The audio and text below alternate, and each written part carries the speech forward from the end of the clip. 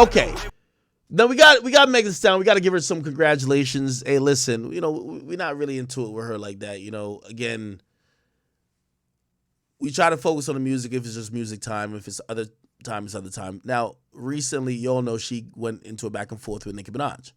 I have said this, and I'm still going to stand on exactly what I said. Nicki Minaj has won this beef by TKO. Okay? We gave her 4 days to respond. She didn't want to respond. She said bitches were scared to address her, but she not responding when they did address her. So you lost. So by default, she lost the rap battle to Nicki Minaj. Unfortunately, she was actually rewarded by losing because it's looked better for her on a PR level by not responding. She got to drop a song talking shit. Nicki went so crazy. It actually has Meg looking like the victim, has Meg trying to complete her arc of being like some type of sympathy or victim of whatever. So I think it's worked for her, and I think that's why she didn't respond back to Nicki. She lost the beef to me, but in terms of PR, I think she got the favorable outcome in that. Anyway, she did put up on Twitter, "Thank you, God. Hotties today, history was made. Today, I signed a distribution deal with my new family, Warner Music, where I maintain my independence as an artist and I own my masters in publishing. This is the first deal of its kind. I hope artists are still on the come up, or even artists who are already established never get discouraged by all the obstacles that come with this industry. Even with the odds against me, I fought for myself. The Hotties fought for me, and Rock Nation fought for me. I'm forever grateful. Let's keep running it up. Hotties, shout to Mama Holly. I know she's guiding me through all of this." By the way, if we look back at her deal, 300 Records. So 300 Records was actually acquired. So she was signed to 300 Records. She's making it seem like some really new record deal that she just signed. It looked like she just re-upped and got some more money. That's it. So she's saying she signed a distribution deal with her new family. No, it's not your new family. Well, I guess it's your new family, but it's what your old family turned into. So you were signed through 300. 300 got acquired by Warner in 2021. They got acquired for $400 million. So it was merged with Elektra to create the umbrella label 300 Elektra. But here's the thing. After all the bullshit that happened with Carl Crawford, from what I understand, it was always understood. Like, and by the way, that's what I heard as well was going to potentially happen with Gunna, which we haven't seen that manifest yet. That we're going to see Warner, the parent label, kind of get those acts. They clearly now have Meg. They also have NLE Chopper, by the way, too, I believe. And I thought the Gunna thing was going to happen, but Gunna's actually playing ball with YSL, and YSL's playing ball with him.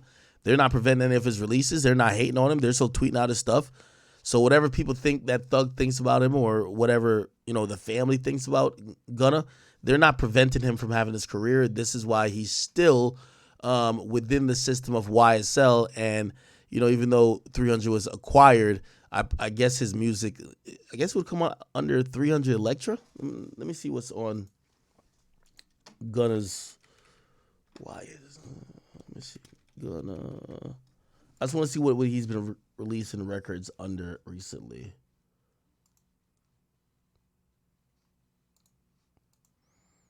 Yeah, Gift and a Curse.